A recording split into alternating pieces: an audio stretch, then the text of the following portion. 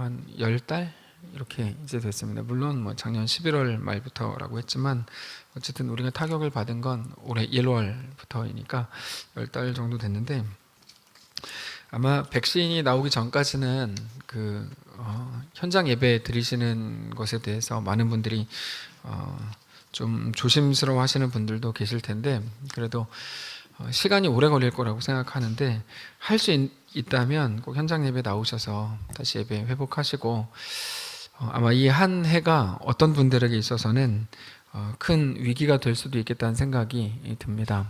그럴 때일수록 더 하나님 앞에 온전히 나와서 예배하실 수 있기를 바랍니다. 오늘 기도응답 하나님과의 동행이라는 제목으로 이렇게 말씀 나누겠습니다. 사람들이 사울을 피해서 이제 다윗에게로 갔고, 그렇게 모인 사람들이 오늘 본문에 나오는데 그 사람들만 해도 약 400여 명이 됐습니다. 근데 1절을 보면 이번에는 사울이 아니라, 원래는 이제 사울을 피해서 갔는데 이번에는 블레셋 사람들이 다윗이 있는 그일라를 공격해서 식량을 약탈해 갑니다. 다윗과 함께 했던 사람들이 다윗에게 몰려와서 그 이야기를 전해주죠. 1절입니다. 1절을 보시면 사람들을 다윗에게 전하여 이르되, 보소서 블레셋 사람이 그일라를 쳐서 그 타작마당을 탈취하더이다. 하나님께 그때 다윗은 어떻게 하냐면 기도를 합니다. 어떤 문제가 일어났을 때 기도하는 건 당연하죠. 이게 이제 법칙이기 때문이라기보다 인간은 약하니까 절대자이신 하나님을 찾는 거 너무 당연한 겁니다. 기도하죠. 특별히 다윗은 기도의 사람입니다. 모든 문제를 하나님 앞에 끌고 가서 하나님께 늘 여쭙고 간절히 구하거든요. 이번에도 그렇게 합니다. 주님, 내 블레셋을 칠까요? 아니면 그리고 그일라를 구할까요? 아니면은 그냥 뭐 도망갈까요? 이런 식으로. 그때 하나님께서 블레셋을 치라고 말씀을 하시죠. 2절, 우리 2절 한 목소리로 읽겠습니다. 2절 시작. 네, 내가 가서 이 블레셋 사람들을 치리이까. 여호와께서 다윗에게 이르시되 가서 블레셋 사람들을 치고 그일라를 구원하라 하시니. 자, 다윗이 어떤 문제가 있어서 하나님께 기도했고, 하나님께서 그 기도에 대한 하나님의 뜻을 말씀을 하셨습니다. 이제 기도 응답을 받은 거죠. 기도 응답을. 근데 아무리 생각을 해도 하나님의 대답과 다윗의 그 객관적인 상황이 안 맞는 거야. 아무리 생각해도. 아마 그 시대 지혜자들에게 가서 자문을 구했다면 그들은 하나님이 대답하신 것처럼 답을 안 줬을 겁니다. 도망가야죠. 때가 때인데, 이렇게 얘기했을 가능성이 높습니다. 근데 하나님은 가서 쳐라, 이렇게 이제 전쟁해라 말씀을 하시는 거죠. 다윗의 상황으로는 블레셋까지 적으로 만들기에는 너무나 부담스러운 상황이었습니다. 다윗이 예를 들어서 이스라엘의 왕이었고 그래서 이스라엘이 하나가 돼가지고 블레셋을 친다, 이거는 말이 되는데, 다윗은 그런 상황이 아니고 사울에게도 쫓겨가는 지금 상황이잖아요. 그런 상황에서 블레셋까지 적을 만든다는 거는 다윗에게 있어서 이거는 조금 쉬운 결정은 아니었습니다. 사실 다윗과 다윗 무리가 사울을 피해서 간신히 여기까지 온 거거든요. 오는 과정도 너무 긴장감 넘쳤고, 다윗은 막 미친 척을 하기도 했었고, 다윗을 도왔다는 이유로 지난주에는 놋당에 있었던 제사장 85명이 사울에게 죽었죠. 너무 힘들게 왔습니다.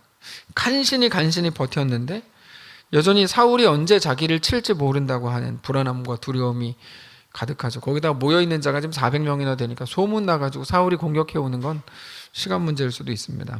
그런 상황에서 블레셋까지 적으로 만든다?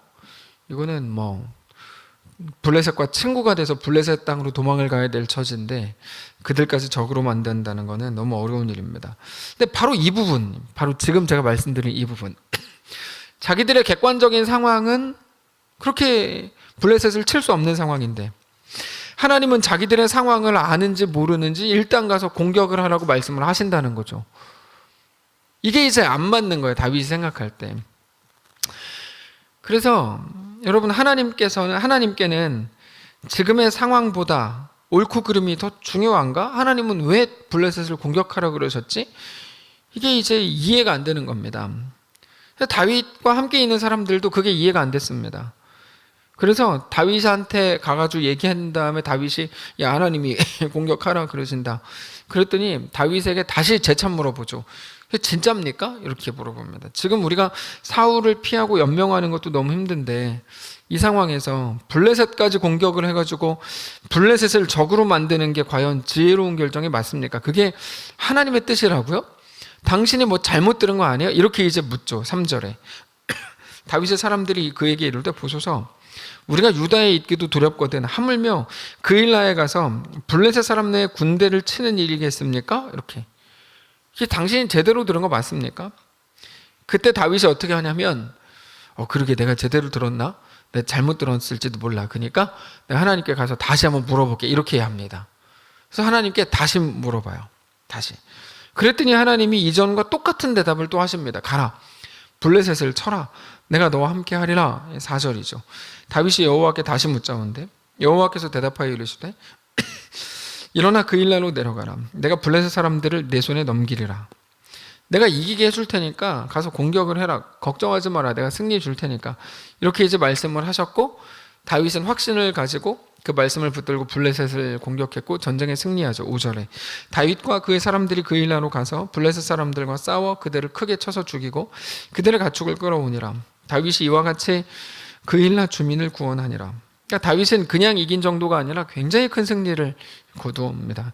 이게 오늘 본문인데 오늘 본문 자체는 뭐 어렵지 않고 뭐 충분히 우리에게도 일어날 수 있는 내용입니다. 우리가 어떤 문제가 있어가지고 하나님께 기도했는데 하나님이 하나님의 뜻을 가르쳐 주세요. 근데 일단 우리가 기도하는 거에 문제가 하나 있는데 뭐냐면 우린 자꾸 하나님께 정답을 말한다는 거는 좀 문제입니다. 그러니까 정답을 말한다는 게 요구사항이 너무 뚜렷해요. 오늘 본문이라 그러면 블레셋을 칠까요 말까요? 이게 이제 다윗의 기도였는데 우리면 어떻게 기도합니까? 블레셋을 죽여 주시옵소서 이렇게 기도한다는 거죠. 그러니까 하나님이 아니고 내가 하나님이 돼서 기도하는 거예요. 다 정답을 하나님한테 막 다 하나님 이렇게 해야 됩니다. 저렇게 해야 됩니다. 계속 그렇게 얘기해요. 근데 사실 성경에서 그 믿음의 선배들이 기도하는 방식은 그것과 좀 다르거든요. 하나님 어떻게 할까요? 이렇게 꼭 여쭤봐요, 기도를. 그게 기도가 맞아요. 왜냐하면 기도는 대화거든요. 하나님과 대화하는 건데 그게 맞아요. 근데 우리는 언젠가부터 이게 이상해졌어요. 그래서 대화하지 않고 일방적으로 막 그냥 우리가 막 소리 지르고 딱 끝나고. 예, 하여튼 다윗은 딱 여쭤봤는데 그러다 보니까 응답이 당연히 자연스럽죠.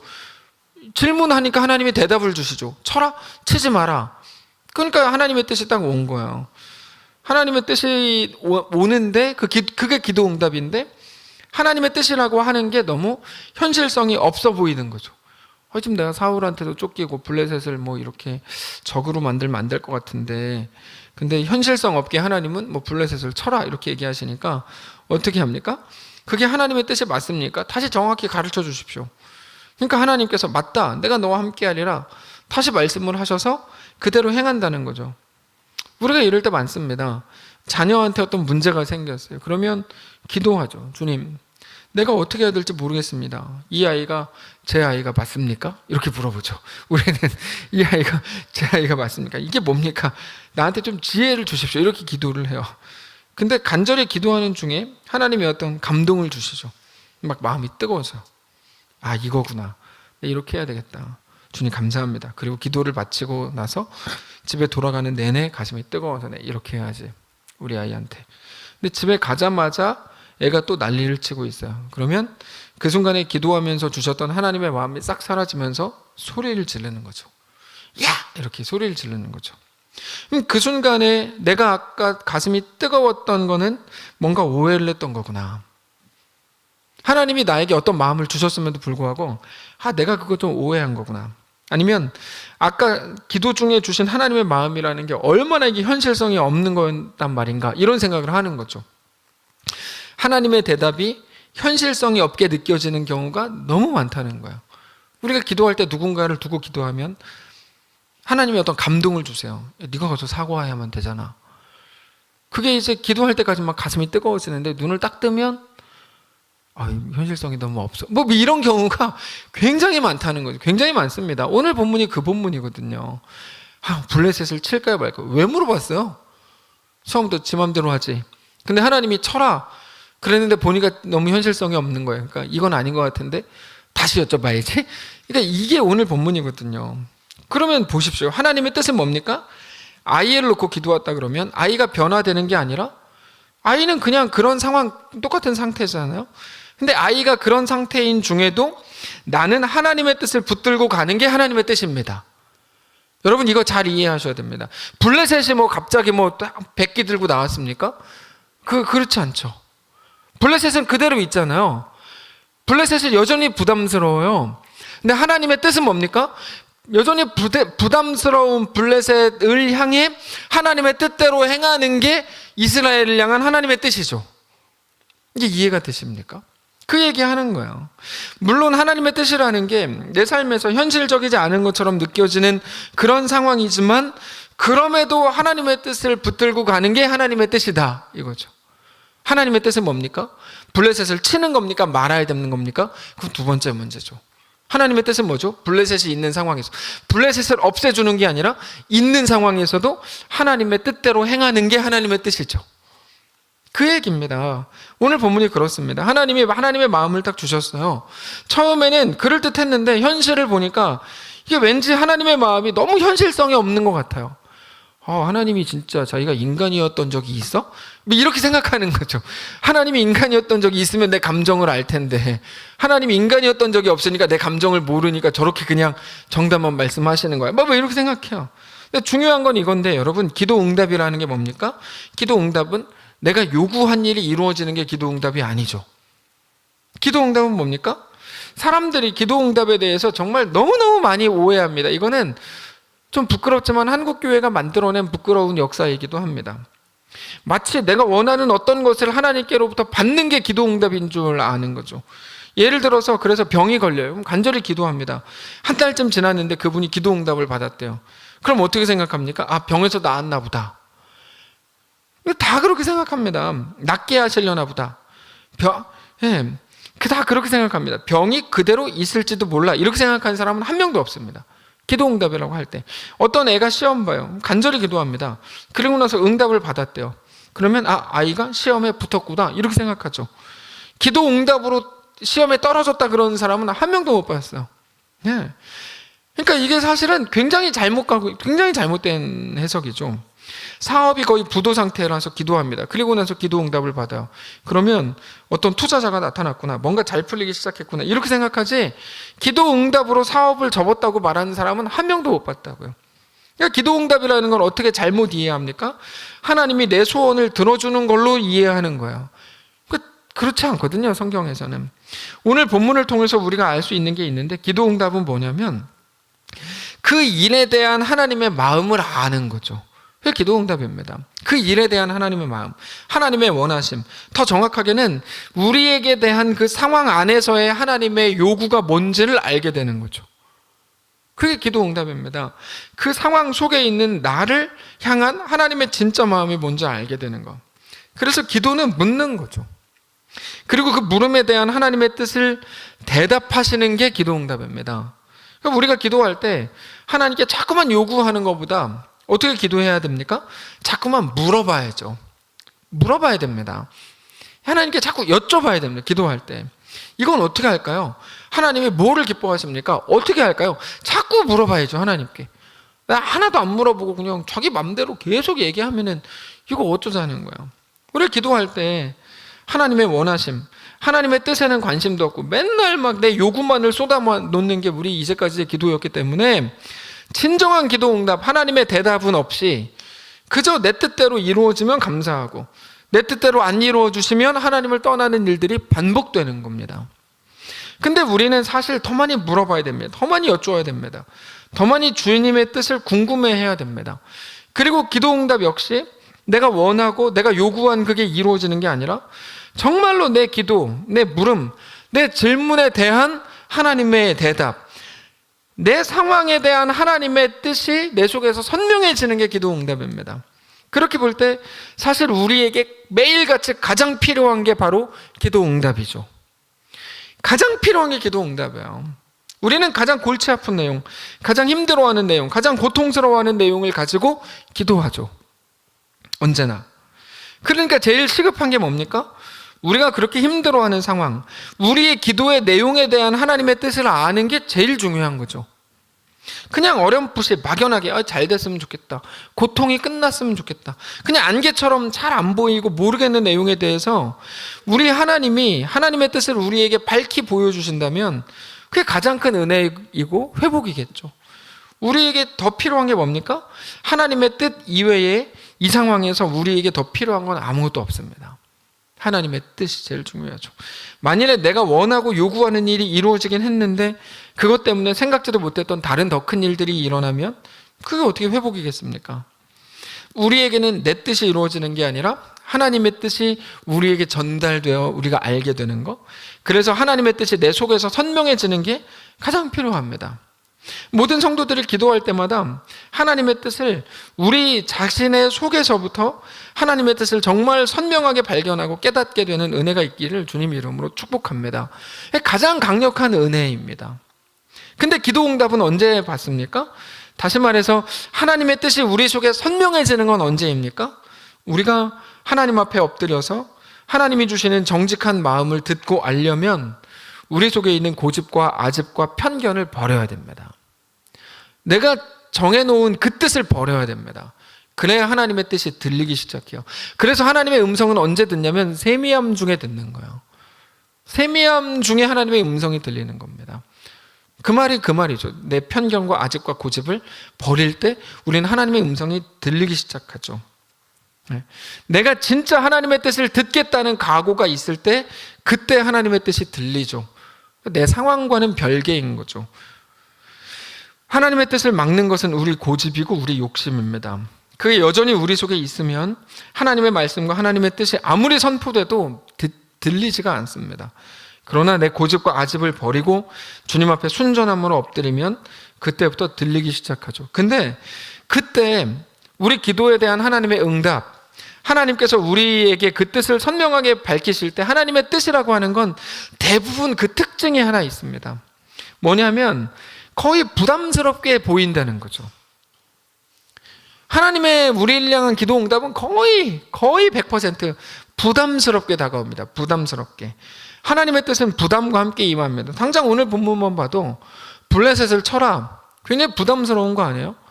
뭐 뇌물을 바쳐라, 조공을 바쳐라. 이게 편하죠. 근데 쳐라. 굉장히 부담스럽죠. 하나님의 뜻이 그렇게 임합니다. 그 이유는 우리를 향한 하나님의 목적 때문에 그렇습니다. 무슨 말이냐면 하나님이 정말로 우리에게 관심이 있으신 거는 뭐 블레셋이 어떻게 되고 우리가 뭐 어떻게 되고 저렇게 되고 이런 게 아니라 그 일을 통해서 우리를 얻으시는 것에 하나님의 뜻이 있죠. 우리가 너무 잘 아는 내용이죠. 더 쉽게 말해서 그 일을 통해서 우리가 한 단계 성숙한 믿음의 사람들이 되기를 원하신다는 겁니다. 한마디로 하나님은 그 일에 관심이 있는 게 아니라 우리에게 관심이 있으신 거죠. 우리는 그 일에 관심이 많아요. 그럴 수 있어요. 인간이니까. 근데 하나님은 그 일이 어떻게 되는 거가 아니라 우리를 얻으실 작정인 거죠. 오늘 본문이 그렇습니다. 사실 블레셋을 한 번 더 이기고 뭐 또는 지고 이게 하나님께 뭐 그렇게 중요한 문제겠습니까?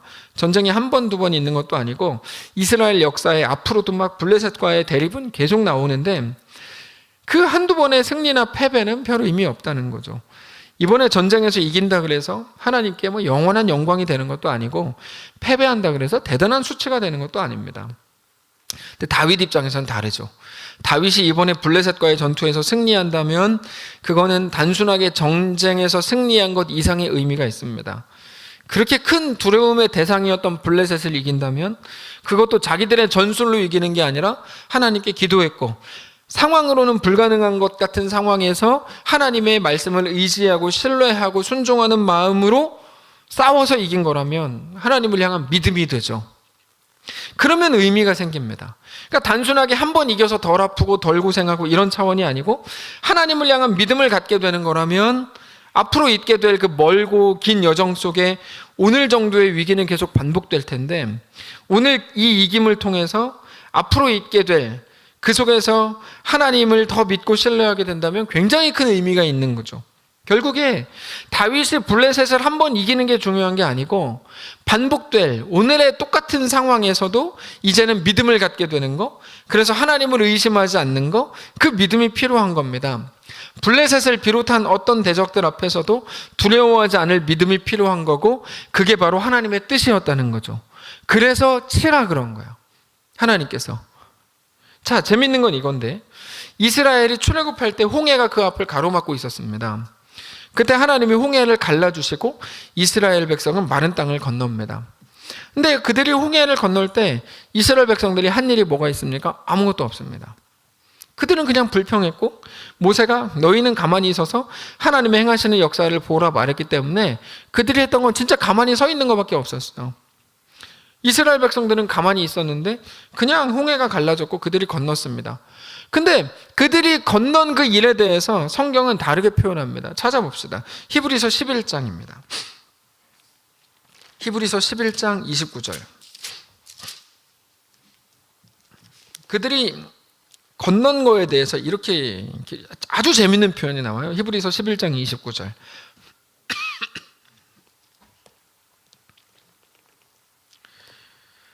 히브리서 11장 29절 366쪽 신약성경. 참 여기 그냥 정확히 보면 이게 이해가 잘 안 돼야 되는 내용이 나옵니다. 히브리서 11장 29절에 믿음으로 그들은 홍해를 육지같이 건넜으나 애굽 사람들은 이것을 시험하다가 빠져 죽었다. 이렇게 둘이 대조가 나오죠. 이스라엘 백성과 애굽인들이 나오는데 대조가 같은 홍해 앞에서 애굽 사람들은 어떻게 합니까? 빠져 죽었는데 뭐 하다가 빠져 죽었어요? 시험하다가 빠져 죽었죠. 시험하다가. 이스라엘 백성들은 믿음으로 육지같이 건넜죠. 이게 여러분 되게 재밌는 대조입니다. 애굽 사람들이 언제 시험했어요?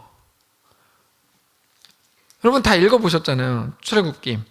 애굽 사람들이 언제 시험했냐고 도대체. 그들은 여러분 시험 안 했어요. 오히려 의심 하나도 안 했습니다. 이스라엘 백성들 말고 애굽 군인들이 홍해를 건널 때는 의심을 하나도 안 했어요. 갈라진 거 보고 건넜죠. 그들은 물이 합쳐질 거라는 의심을 하나도 안 했어요. 애굽 사람들은 갈라진 거 보고 건넜다고요. 반대로 이스라엘 백성들은 의심을 했죠. 왜 우리를 애굽에서 빼내서 홍해에 죽게 하냐고 막 그러고 막 의심했죠.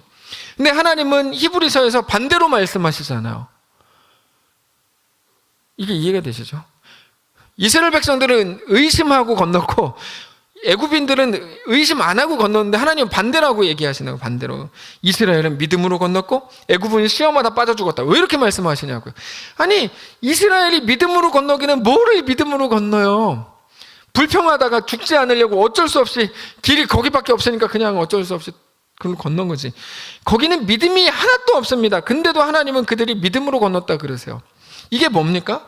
이거를 우리가 이제 잘 이해해야 되는데, 자, 하나님이 믿음이라고 말씀하시는 건 이겁니다. 우리는 진심을 굉장히 중요한 거라고 생각합니다. 진심을 하여튼 되게 중요하게 생각해요. 근데 하나님은 언제나 우리의 진심에 속지 않으시고 우리의 진심을 넘어섭니다. 이게 이제 아주 중요한데, 이 말이 이상하죠? 우리는 말에 속지 않습니다. 겉모습에 속지 않는다 이런 말을 하고 진심이 중요하다라고 말하는데 하나님은 오히려 우리의 진심에 속지 않는다고요. 우리 진심에 안 속으세요. 실제 마찬가지입니다. 우리도 진심이 아니라는 말이 아니라 진심에 속으면 안 된다는 말이에요. 이게 무슨 말이냐면 그 사람은 나를 진짜 사랑하는 것 같아요. 진심인 것 같아요. 그게 뭐 그래서 그게 뭐 그 좋은 말인데 아무런 의미도 없어요. 왜요? 진심으로 나를 사랑하는 게 중요한 게 아니라 근데 자꾸 때리잖아요. 자꾸 때리잖아요. 때려놓고 미안해 내가 너를 진심으로 사랑해. 그게 뭐냐고. 진심으로 사랑하면 그 뭐냐고. 그게 아무 의미도 없다니까요 여러분. 근데 그거를 믿어요. 진심으로 사랑하면 된다고 생각해요. 안 그렇습니다. 때리지 않는 게 더 중요하죠. 그 사람이 사기꾼이 아닌 게 더 중요하지 진심으로 사랑하는 게 더 중요한 문제가 아니라니까요. 그 사람이 예수를 믿고 유일한 소망이라고 믿고 그렇게 하나님을 사랑하는 게 중요하지 나를 진짜 사랑한다고 하는 그의 진심은 하나도 안 중요합니다. 더 중요한 거 진심은 곧 바뀝니다. 근데 지금 무슨 얘기를 하는 거냐고요. 왜 진심이 가장 중요하냐고요. 근데도 진심에 속고 특별히 우리는 우리 자신의 진심에 속을 때가 더 많아요. 더 많아요. 근데 여러분 우리 진심이라고 하는 것도 호르몬이 이렇게 나오면 이렇게 느껴지다가 호르몬이 저렇게 나오면 또 저렇게 느껴지는 거예요. 진심은 믿을 게 못 돼요. 진심은. 우리 진심이 근데도 전부라고 생각해서 진심에 목숨까지 막 걸어요. 내 말 안 믿어주면 내 옳음을 증명하려고 막 내가 대신 죽기도 하고 막 이게 뭐 하는 짓이냐고. 근데 하나님은 우리의 진심에 속지 않습니다. 홍해로 다시 가보면 이스라엘의 진심은 뭡니까? 하나님이 어떻게 하나 보자. 하나님이 여기서 진짜 어떻게 하나 보자. 일종의 의심이었죠. 이스라엘은 의심이었어요. 반대로 애국 군인들은 이스라엘이 건넜으니까 우리도 건넌다. 문제없다. 쟤네는 걸어가고 우리는 말 타고 가니까 우리가 더 빨리 간다. 빨리 가서 죽이자. 확신이죠. 자, 잘 들으셔야 됩니다. 이스라엘 백성들은 의심을 했고 애국 군인들은 확신을 가졌어요. 그들의 진심으로 보면 애굽은 확신이고 이스라엘은 의심입니다.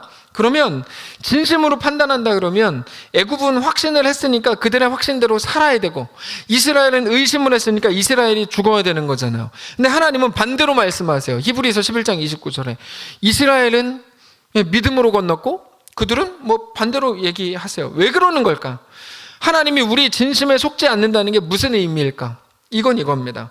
그들의 의심이나 그들의 확신은 다 상황에 관한 거였습니다. 그들은 정말 상황을 보면서 진심으로 확신했고 애굽인들은 이스라엘은 진심으로 의심했습니다. 근데 하나님이 요구하시는 거는 그런 상황에 관한 게 아니고 하나님에 대한 믿음을 말하는 겁니다. 자, 그래서 이게 아주 이제 예리하게 잘 접근을 하셔야 되는데 잘 따라오십시오. 좋은 말 할 때 잘 따라오십시오. 이스라엘이 홍해를 건넌 거는 의심 속에서도 하나님 때문에 건넌 겁니다. 그게 왜 믿음이 되는지 이게 이제 이해가 되십니까? 그들은 분명히 의심했는데요. 그들이 의심 속에서도 홍해를 건넌 이유는 하나님 때문에 건넌 거예요. 그래서 믿음이라는 말을 써요. 물론 애굽이 무서워서 도망친 거긴 하죠. 근데 그거는 하나님이 원래 성경을 그렇게 기록하세요. 그런 건 또 쑥 빼놔요. 하여튼 이스라엘 백성들이 부끄러워할 만한 거는 쏙 빼놓고 다 잘했다 그러고 막 칭찬, 우리한테도 그러시잖아요. 하나님이 우리 뭐 쳐죽일 것들은 다 빼놓고 잘했다 이렇게 말씀을 하시잖아요. 예쁘다 뭐 이렇게 말씀을 하시는 것과 똑같아요. 근데 하나님은 홍해를 갈라주셨고 그들은 믿음 속에서도 하나님 때문에 홍해를 건너줘. 그걸 보고 믿음이라고 불러요. 믿음이라고. 믿음으로 한 발자국을 떼는 겁니다. 그럼 애굽은 뭡니까? 열린 거를 보고 가죠. 거기에는 믿음이 작동할 틈이 없죠. 이게 이해가 되세요? 눈에 보이는 상황이 전부죠. 물론 진심으로 의심했고 진심으로 확신했습니다. 근데 확신은 아무 능력도 없습니다. 진심과 확신은 여러분 많이 속지 마십시오. 그거 별 의미도 없는 겁니다. 의심한 게 뭐가 그렇게 잘한 거겠습니까? 근데 의심이 나오니까 믿음이라는 게 드러나는 거죠. 오늘 본문을 통해서 하나님이 우리에게 말씀을 주시려는 게 바로 그겁니다. 눈에 뭐가 보이냐? 여전히 불안하지? 이게 진짜 하나님의 뜻인가? 생각이 되지? 내가 이거 진짜 죽는 거 아닌가? 이런 의심도 들지. 자, 그런 현실, 그런 상황에서도 하나님의 말씀, 하나님의 요구와 하나님의 도전을 담대하게 선택해 보겠는가? 이게 오늘 말씀입니다. 이게 오늘 말씀이에요. 우리한테 주시는 거죠. 전쟁에서 승리하거나 패배하는 거 이런 거에 관한 문제가 아닙니다. 자꾸 무당 찾아가가지고 이번 전쟁에서 승리할 것 같아요? 뭐 실패할 것 같아요? 근데 무당 찾아가면 맨날 욕하니까 기독교인들 중에도 무당이 많아요. 막 대신 기도해주고 이런 인간들 중에 무당이 되게 많아요. 무당 같은 기독교인이죠. 무당 같은 기독교인. 아니지. 기독교인 같은 무당이죠. 기독교인 같은 무당이에요. 교회 안에서 하여튼 이게 맞아요? 저게 맞아요? 이렇게 막 자기가 막 해준다 그러고 이런 무당들 많아요. 여러분, 그런 전쟁에서 승리하냐 패배하냐의 문제가 아니고 상황을 볼 때 너무 불안해요. 그러나 그럼에도 그 믿음을 그때 선택하겠느냐 도전하시는 거죠. 그리고 그럴 수 있다면 나중에 펼쳐질 그 다음 상황에서는 이전에 가졌던 믿음을 다시 한번 붙들 수 있게 되는 겁니다. 다윗의 오늘의 이 기도, 그리고 하나님이 응답하신 것은 우리에게 무슨 의미일까요? 하나님은 우리가 똑같다는 걸 아십니다. 하나님은 우리에게 기도 응답을 하실 때마다 우리는 부담스러워할 거고 힘들어할 거고 불편해할 거를 하나님 다 아십니다. 앞으로 다가올 우리 현실에 대한 불안함과 의심, 내 삶이 어떻게 될지, 사람들에게 비웃음거리가 되진 않을지, 이거 진짜 잘하는 건지, 이런 종류의 불안과 의심이 있다는 것을 하나님이 왜 모르시겠어요? 우리는 그래서 더 확실한 증거를 갖고 싶어요. 그래서 기도받으러 가고 쓸데없는 곳으로 막 가고, 이거 완전히 이단 같은 짓인데, 그거 다 알면서도 거기 가서 기도받겠다고 머리 들이미는 이유가 뭡니까? 저한테 걸리면 엄청 욕을 먹을 걸 알면서도 용기 내서 몰래 가는 이유가 뭡니까? 증거를 갖고 싶기 때문이죠. 그 무당 같은 기도자가 한마디 해주면 그거라도 붙들고 싶어서 그래요. 근데 나중에 이 사무엘상 28장에 가면 사울이 무당 찾아가는데, 지금 신자들도 무당을 자주 찾아가죠. 아까도 말한 것처럼 무당 같은 기도자가 아니라 기독교인들처럼 보이는 무당. 아주 좋은 표현입니다. 홍해를 건널 때 애국 군인들이 했던 일입니다. 자, 보자. 확신을 갖고 건너자. 자기들의 확신을 가지고 움직이고 싶은 거죠. 근데 하나님은 오늘 본문의 다윗에게 정반대로 말씀하십니다. 이렇게 말씀하세요. 네 상황이 이렇고 현실이 이렇고, 그래서 그게 다 맞는 것 같고 진짜 같고, 오히려 하나님의 말씀은 현실성도 없어 보이고, 나만 왜 이렇게 죽어야 돼? 나만 왜 억울해야 돼? 나만 왜 이렇게 손해봐야 돼? 그게 나를 망하게 하는 거 아닌가? 이런 생각이 들지? 그럼에도 너 그 홍해를 건널 수 있겠는가? 너는 가만히 있어서 여호와의 손을 볼 수 있겠는가? 하나님이 행하시는 일을 믿음으로 볼 수 있겠는가? 라고 물으시는 게 오늘 본문입니다. 말씀을 정리하겠습니다. 성도 여러분, 믿음은 뭡니까? 나는 진심으로 믿습니다. 이게 믿음이 아닙니다. 이게 믿음이 아니에요. 저 진짜 믿어요. 하나님 살아계신 거예요. 그게 믿음이 아니고요. 우리의 진심도 아닙니다. 그 말이 믿음도 아닙니다. 그럼 믿음은 뭡니까? 안 될 것 같고 불가능할 것 같은 현실 앞에 서는 거죠. 그게 믿음이죠. 믿음이 있어야 그 앞에 서는 게 아니라 그 앞에 서는 게 믿음이라고요. 의심 속에서도 그 앞에 서십시오. 성경은요 계속 그렇게 얘기해요. 눈물과 한숨으로 그 길을 걸으라고 얘기하지, 믿음이 있어야 그 앞에 선다고 얘기 안 해요. 이 순서가 아주 중요합니다. 하나님은 오늘 우리를 그렇게 세우실 작정이에요. 그래서 2절에도 말씀하시고 4절에도 또 말씀하시죠. 우리 삶의 모든 일에 늘 믿음이 필요하기 때문입니다. 여러분, 진심은 둘째 문제입니다. 제발 진심에 목숨 걸지 마십시오. 그럼 진심이 필요 없다는 말인가? 그렇지 않죠. 다만 믿음에 우리 목숨을 걸고, 우리의 오늘을 걸고, 믿음에 우리의 선택을 걸고, 믿음에 우리의 전부를 걸라는 거죠. 구분하면 또 쉽습니다. 앞으로 현실적인 어려움이 더 많아질 겁니다. 아까 잠깐 말씀을 드렸지만 코로나가 시작된 이후에 아마 우리 교회만 해도 다시 예전처럼 모이는 게 한참 걸릴걸요. 그래서 지금 여기 직장과 관계없이 집에 있으면서 유튜브로 예배 드린다. 다음 주부터는 오셔서 예배 드리십시오. 그게 정상입니다. 마침 저녁도 약간 좀 늦게 먹고 배도 좀 속도 더부룩하고, 제발 그러지 마시고 와서 예배 드리십시오. 네. 그러나 우리는 어려움과 현실적인 일들이 많아지겠지만 우리는 그 모든 상황을 믿음으로 걸어가야만 할 것입니다. 모든 상황을 지나면서 우리는 더 하나님과 함께 그 길을 걷게 될 겁니다. 그러므로 현실의 문제에 가로막혀서 지금 그 부분에 대해서 한 발자국도 못 나가는 성도가 계십니까? 기도하십시오. 기도하십시오.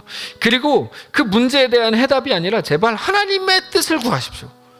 하나님의 생각은 뭡니까? 라고 물어보십시오. 하나님의 생각은 뭡니까? 그리고 하나님이 주시는 마음을 확인하고 다시 시작하십시오. 그리고 하나님이 주시는 마음으로 그거를 선택을 하십시오. 선택할 용기가 나지 않으면 하나님이 주시는 마음으로 선택하기 위한 믿음과 담대함과 용기를 또 구하십시오. 그게 하나님과 동행인 거죠. 하나님과 동행은 그렇게 하는 거죠. 하나님의 뜻을 구하고, 하나님의 뜻을 알게 됐으면 힘과 용기와 담대함을 구하고, 근데 그대로 한번 해보겠습니다. 핑계 안 대고 그대로 해보겠습니다. 나한테 용기를 주십시오. 믿음으로 시작한 우리의 모든 일들을 현실의 장벽에 가로막혀서 중단하거나 퇴보하는 일들이 없게 되시기를 바랍니다. 지금 그 일이 두려우시다면 하나님이 우리에게 믿음을 요구하고 있는 중이라는 것을 꼭 생각하셔야 됩니다. 그래서 우리가 오늘 믿음으로 행하는 게 맞습니다. 하나님의 모든 뜻은 우리에게 믿음을 요구하기 때문입니다. 믿음으로 나아가고 믿음으로 뜨겁게 하나님을 사랑하는 성도들 되시기를 주님 이름으로 축복합니다. 찬양합시다. 시선입니다. 시선.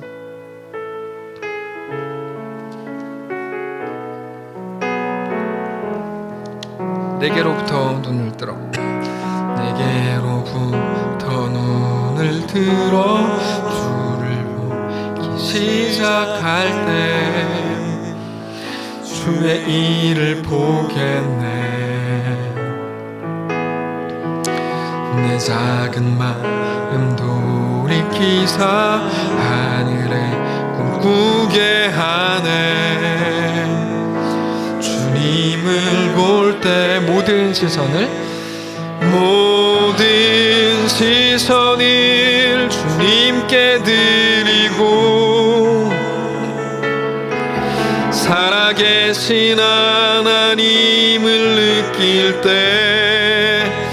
내 삶은 주의 역사가 되고 하나님이 일하기 시작하네. 성령이 나를 변화시켜, 성령이 나를 변화시켜 모든 두려움 사라질 때 주의 일을 보겠네. 황폐한 땅 한가운데서, 황폐한 땅 한가운데서 주님을 알게 되니 주님을 볼 때 모든 시선을 주님께 드리고 전능하신 하나님을 느낄 때 세상은 주의 나라가 되고 하나님이 일하기 시작하네. 모든 시선을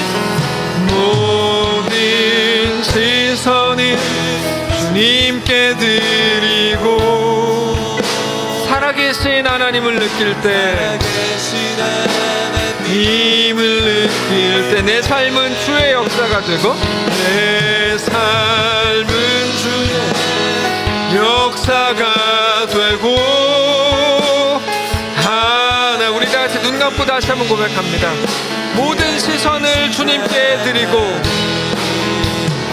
모든 시선을 주님께 드리고 전능하신 하나님을 느낄 때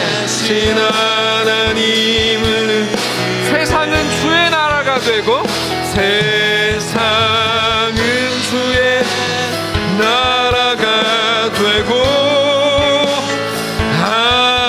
하나님이 일하기 시작하네. 우리 눈 감고 잠시 묵상하면서 기도하기를 원하는데요, 오늘 말씀은 간단합니다. 하나님의 뜻이 우리 가운데 임할 때 우리가 먼저 궁금해야 되는 것은 우리의 기도는 무엇이어야 합니까? 내 요구가 아니고 하나님의 뜻이어야 합니다. 하나님의 뜻을 내게 가르쳐 주십시오. 그리고 하나님의 뜻이 우리 가운데 올 때 굉장히 부담스러울 수 있습니다. 대부분 부담스럽습니다. 그때 다시 한번 기도하는 거죠. 하나님, 용기와 담대함을 나에게 허락하시고 그 길을 걸어갈 수 있도록 인도해 주십시오. 확신이 의심입니다. 확실한 증거 가지고 가려고 하지 말고 의심 속에서, 눈물 속에서, 한숨 속에서 주님, 내가 믿음으로 그 길을 걷게 하옵소서. 이스라엘 백성들이 조마조마하고 두려워하면서 홍해를 건넜을 것처럼 우리도 오늘 두려움 가운데 믿음으로 이 길을 가게 하옵소서. 묵상하면서 조용히 한번 기도하도록 하겠습니다. 기도하겠습니다. 거룩하신 하나님, 주님과 함께 하시길 원합니다. 주님의 뜻과 주님의 마음으로 주님의 원하심이 우리 가운데 가득히 하기를 원합니다. 하나님, 우리와 함께 하셔서 정말로 주님을 그렇게 바라기를 원합니다. 주께서 인도하시고 역사하시옵소서. 하나님을 함께 주시옵소서. 주의 은혜가 우리 가운데 넘치기를 원합니다. 주님만을 믿음으로 바라보게 되길 간절히 소원합니다. 아버지 하나님, 인도해 주시옵소서.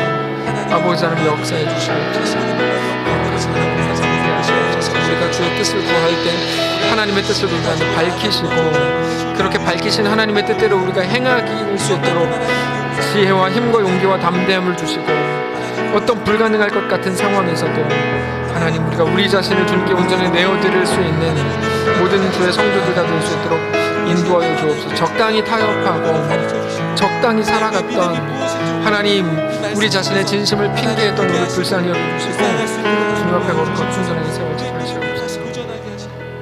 하나님, 우리가 고민하는 모든 문제에 대해 하나님께 나아갈 때마다 주의 뜻을 우리에게 밝혀주십시오.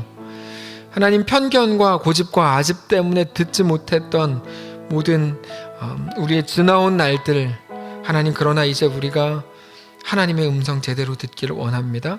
세미함 속에 허락하신 주의 음성을 따라 우리가 살아갈 수 있는 힘과 용기와 담대함을 허락해 주옵소서. 두렵고 떨리는 블레셋, 내가 지금 저걸 치는 게 맞나? 고민이 되고 한숨이 되는 마땅한 그 앞에서 믿음으로 우리가 그 길을 걸어가기를 원합니다. 이스라엘 백성들이 가졌을 그 두려움과 조마조마함, 홍해를 건너는 그 긴장감을 가지고 우리도 마찬가지로 우리에게 허락된 이 길을 걷게 하시되, 하나님, 믿음으로 걷게 하시고 주님을 더 의지하게 하시고 모든 상황 속에 믿음을 요구하시는 하나님 앞에 그렇게 믿음으로 세워지게 하옵소서. 어떤 특정한 상황만 되면 하나님, 믿음으로 행하지 못했던 우리를 불쌍히 여겨주시고 그 불가능할 것 같은 상황에서도 하나님의 뜻을 행하고 주의 뜻대로 살아가는 게 우리를 향한 하나님의 뜻인 것을 기억하여 그렇게 믿음으로 또 승리하며 나아가도록 주님 인도하여 주옵소서. 이번 남은 3일 우리를 그렇게 축복하시고 여전히 우리의 하나님이 되시고 우리의 전능자, 우리의 등불이 되어 주옵소서. 살아계신 예수님의 이름으로 기도합니다. 아멘. 주기도문으로 예배를 마칩니다. 하늘에 계신 우리 아버지여, 이름이 거룩히 여김을 받으시오며 나라가 임하옵시며 뜻이 하늘에서 이룬 것 같이 땅에서도 이루어지이다. 오늘날 우리에게 일용할 양식을 주옵시고 우리를 시험에 들게 하지 마옵시고